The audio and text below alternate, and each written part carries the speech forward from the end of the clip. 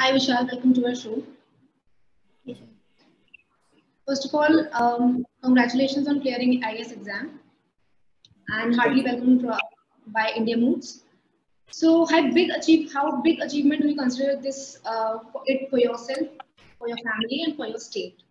Our audiences would like to know that first. Yes, ma'am. It was the most great moments of my life since I have born. I have taken birth in my family.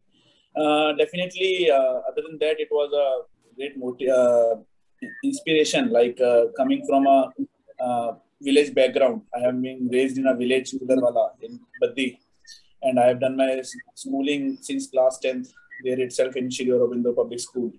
So the journey starts from there, and also as my father, who was always a motivation for me, my mother, and my elder brother and my grandfather.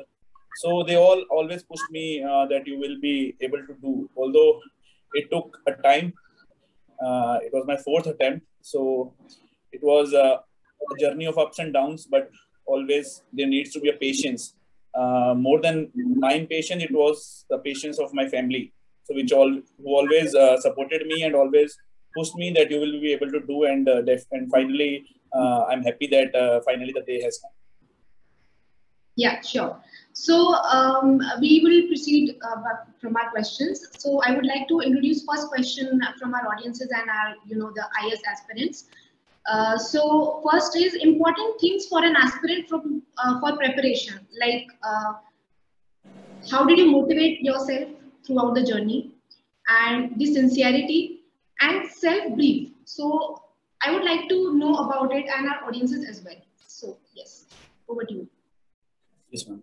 Ma'am, actually, see, first of all, for the aspirants, young aspirants, I have what I want to say is that always be motivated, and for that you need to be confident also. Self confidence is the key, and also while when you have decided that you want to pursue this civil servant, you want to be a civil servant, and you want to appear for the UPSC exam, just keep some things in mind, like which I also kept in mind when I started this. That first of all, it's not a short term. Like you today you started the preparation, and in a 6 month or a 1 year there will be result. And this was my although in the first attempt I also thought the same thing. When I get disconnected from everything, even my relatives, friends, and all family. I was in Delhi for 1 year. I didn't visit my village also. But after the setback, when I couldn't clear prelims by 2 marks, then I got to know that it's not a short term, like you started and in a year you will get result. For that, you need patience. And rather than the patience of experience, as I initially also I told you the same thing, the parent support, the patience from parents is the most important thing. Because we have a society peer pressure also, peer pressure from friends, peer pressure from family that आप कुछ कर क्यों नहीं रहे, इतना time हो गया पढ़ रहे हो, कुछ हो क्यों नहीं रहा, रिजल्ट क्यों नहीं मिल रहा. All these things are worth when the result will come. So just focus on the preparation and focus on your goals and make short-term targets in life. Not only for UPSC, it's true for each and every field, each and every profession. That don't go for a bigger goals, make a short goals and achieve that, and then move on to the next one. Yes, yes. Another question is like you already said that nobody can start on their own, or everybody needs a guidance from their parents or from their teacher or anybody else. So what was your important guidance for our students who are appearing for UPSC exam, and what is the importance of that guidance throughout the journey? So yeah. Yes, ma'am. Guidance is very important because this exam, the syllabus of this exam is so vast. You can't complete it, and sometimes you are so confused. I'm telling from my own experience that there used to be days when I am sitting for the study of the day and for the day, and I'm not sure that what to study. That I got confused sometimes that what to study because so many subjects, so many syllabus, and so many textbooks, and also nowadays what happens is that due to this commercialization of education, there are so many materials available in the market, and students have a habit of running behind those material. They are running behind. They just keep on looking for a new material for the same content and same subject, and they go and that's a very big trap So I want to advise all the aspirants who are watching me or listening to me through your medium that please limit your sources. Rather than going for too many sources, it's better to revise the same source, because revision is the key. If I am saying that I have studied something today, that is Wednesday, so there are many less chances that on the next Wednesday I'll be able to recall the things which I have studied in the last Wednesday. So revision has to be there, and for revision there needs to be a weekly timeline. Like you have to make a target in such a way that there has to be revision, so that whatever you have learned are into your brain, like by mind, by heart, you have remembered each and everything, and you are able to recall. Because when you have revised only, then only you can recall. And other things are like for the guidance. Sometimes, like in my journey also, there was a support from good teachers from my Delhi. Although I took coaching in year 2016, so after that also there were many guidance from different teachers during my interview stage. There was the guidance from renowned teachers who supported me always, who even asked me that, who shared their number, personal number, that whenever you are in doubt, because you need someone. Sometimes there is someone from your family. Although I have a support system at my family, my elder brother, who was always there for me for any help, whichever I need in during even preparation. He helped me, but in whatever way he can do. But there is also some experienced teachers whose guidance you need, and that you have to decide, because sometimes people again have a habit of running behind teachers. So rather than running behind teachers, different teachers, taking views of different teachers, and then you're getting confused again that what to follow. So Yes. listen to all, take guidance from all, but you have to make your own plan. You can't copy, like whatever I am saying is not true for all. So they have to make their own strategy. I can share my strategy, but they have to definitely have to make their own. Yes. Moving on to the syllabus part, like we have already covered in your this question. So, what strategy for current affairs? Because people are facing very much trouble in them and specific subjects. Like if I talk about essays, or if I talk about another optional subject, we can say. So, what are these strategies to cover all those topics as a person who is like who is in between of UPSC exam or planning to give that exam? Ma'am, coming to syllabus, as you have mentioned, so syllabus of UPSC is quite defined. Like starting from the prelims. If we talk about the prelim is the most toughest and most uncertain exam. Like even after getting qualified or getting selected, even I can't say that I'll be able to crack the coming prelims. It's so uncertain. See, it's the dynamic, the trend of UPSC is such that it surprised you with the question and with the prelims every year, and it's keep on happening for the past 3-4 years due to the competition level. So coming to the syllabus, in the prelims, the syllabus is too vast, so you have to cover each and everything. But always integrate your preparation. The prelims and mains preparation have to be integrated, and you can cover the specific topics in such a way that you have covered the prelims portion also, and for the mains portion, little vast knowledge, little in-depth knowledge you have to study. You have also done that during the preparation for prelims also during the whole year, and especially for the current affairs. I want to suggest this thing specially because I also have faced the same issues in especially in my first attempt. I used to have a habit of making notes from newspaper. I used to read Hindu in my initial first year of preparation, and I used to make long notes, and it used to take 2 to 3 hours for reading that newspaper. And for the prelims, I'm saying, for the prelims, don't go behind making notes from newspaper. From the prelims point of view, till your prelims date, just read newspaper daily. Newspaper, there is no second option, like you can skip the newspaper and go for some monthly magazine and all. The compilation of any particular institute you can go for, that is there, which you have to go. But there used to be a specific reading of newspaper. Why so? Although because many students must be having that doubt that when we have to read the particular current affair magazine, then why to go for newspaper daily for wasting 1 hour? Because that 1 hour is that newspaper hour, which I used to say newspaper hour is not only for prelims. It will help you in mains. It will help you in brainstorming. It will help you in shape your personality for will also help you in being a good moral civil servant. At the interview stage, where you have to give your own opinions, you can't give your opinion when you don't have the views of all the sides. Especially if I say, till the prelims date, I used to read Hindu, but from the prelims till my interview date, I go for Indian Express because Hindu is not that much analytical. There used to be some for prelims it can be good, but Indian Express is little good way, so where you can cover everything in detail.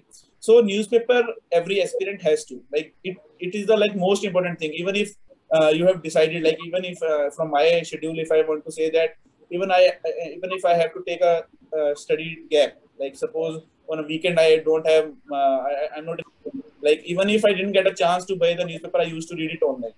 So you get to know about what's happening around you in the country across the world. So it helps you in being aware about the current events, and also in the exam stage, it is the most important. Also, this is all about the current affairs, but what if I propose these essays and optional subjects? Coming to essay and optional, which are the mains paper. See again, I want to quote again here the role of newspaper in essay especially, because essay is all about the literature, like the grammatical errors you have to avoid, your way of sentence formation, how you write in paragraphs, and how attractive your essay is. And for example, from my own experience, I had a habit of reading newspaper and collecting examples from the newspaper, which I used to quote in my essay, because these are the things which are original, which are means you are the only one who are writing that. Suppose you are going from any institute point of view or institute material, so means suppose some example you have read from any institute's ready-made material, so that example will be written by so many aspirants, and the examiner who is reading that will get bored after reading 2-3 copies that same examples are coming. So you have to be creative, and for that creativity in essay, you first of all you have to practice essay. After your prelims, you need to practice that essay. You have to get them evaluated from your seniors, whosoever have experience or have written mains, or some teacher whoever is there for your guidance, so that you can have a good feedback. The things in which you are weak, you can work upon that. And essay is all about practice, and there is no particular syllabus of essay. I'm telling, if you are done with the GS 1, 2, 3, 4 syllabus, your essay syllabus is done. You can't say that I'll be starting my preparation with essay, then I'll move to GS 1, 2, 3, 4, because all the topics which are mentioned in the GS 1, 2, 3, 4 syllabus, essays are coming directly from those topics. Especially in the past 2-3 years, especially the GS 4 ethics paper, there used to be one set of essay where only philosophical essays are coming. So you can't write philosophical essay when you are not aware of the values, the philosophical thinkers, their ideology, their studies, or having examples of for example, in philosophy, you can't say that you can't explain the meaning without good quotations from Mahatma Gandhi, Socrates, Plato. So all these things you have already studied in GS4 ethics. So means it's just a compilation of all the GS4 papers, but you have to write in a long way in essay form. That's all about essay. And coming to optional, my optional was commerce and accountancy. And the reason why I chose that optional was that my background was in commerce. I did my graduation BCom honors from Shri Ram College of Commerce, SRCC, in that. And after that, I also go for the masters. So it used to be like when I started with the commerce preparation, so it was not new thing for me. Like if you are taking some new subject, then you have to start from the base. You have to start from the zero, basics. But in commerce, advantage which I got that all the subjects which are in the UPSC syllabus that were already covered during my graduation days. Even the books which I followed, most of the books, I would say rather than 70 to 80% content which I prepared, which I followed for the optional preparation, was all my graduation books, the textbooks which we studied in Delhi University. That were all my main source. Okay. So Vishal, as you know, in this pandemic times, like earlier we used to go to the coachings, and now it's a completely online platform. So the people who are studying offline these days, who are not taking any coaching, any guidance from anybody, like only mentors and parents. So the aspirants who are taking offline preparation, so what could be the strategy for them and your tips for them? First of all, like from the student's point of view, they shouldn't have this belief that their friend or someone who has cleared the exam have studied online, or they were having a good opportunity, they were having good access to the resources. Because nowadays everything is available at every place. Although in remote areas, the students who are not able to access the online classes, still they can go for the, because there is nothing like that only online medium is good or only offline. Although in pandemic times there was a little shift in the approach. Like earlier it was a different way, there used to be physical classrooms, but it got shifted and now the things are improving. But if you have a good teacher support and they are in continuously touch with you, definitely a good teacher is one who is always there for the students, and no matter whether he has to pick the call of that student, or even the online, or even you can visit their place wherever they are teaching that. So a continuous support from the teachers. Rather, I want to request the teachers who are in this field that they should support the students who are not from that not from cities, or they are from rural backgrounds who are not able to afford things. They should help them, and definitely everyone can do it. Absolutely. So, continuing the essay and optional subject, the explanation of those answers. So, what should be the parts of the answer? Like, what could be the body of the answers, and what could be the the framing of an answer could be according to you? What did you do? Yes. For example, like I want to take one example to explain this thing. Suppose, let me think a question so that I can frame and explain that. Yeah. Suppose in GS2 in polity, we have a question that do we need one nation, one election? Or simultaneous election, we can say that is simultaneous election a good proposed simultaneous election is a good idea or not? So discuss like something like this. So in that way, suppose we are starting with the answer.